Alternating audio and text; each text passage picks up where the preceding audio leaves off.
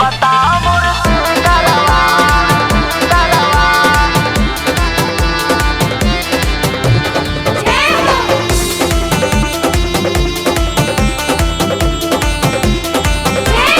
माटी के मूर्तिया में माई मुस्काए, लागे अभी बोलती ही ऐसन बुझाए। माटी के मूर्तिया में माई मुस्काए, लागे अभी बोलती ही ऐसन बुझाए। अघवा पे बैठल है शिव के दुलारी, कई के सुरहु सिंगरवा। कौन मटिया से मूर्ति बनौले बताओ मूर्ति करवा।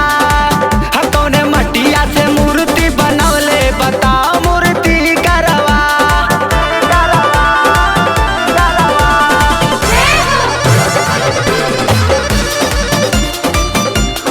R music studio.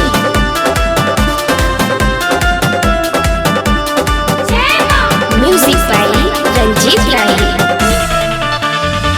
आँखी में गजरा गजब लगवले, सोहे काने वाली रे।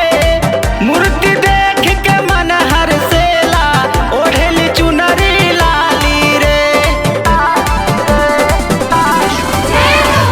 आँखी में गजरा गजब लगवले, सोहे काने वाली रे।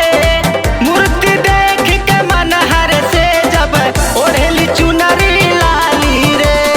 आवे ना समझ में कैसे थमावले, दसो हाथे हथियारवा। कौने मटिया से मूर्ति बनवले बता मूर्ति करवा। कौने मटिया से मूर्ति बनवले बता मूर्ति करवा करवा करवा।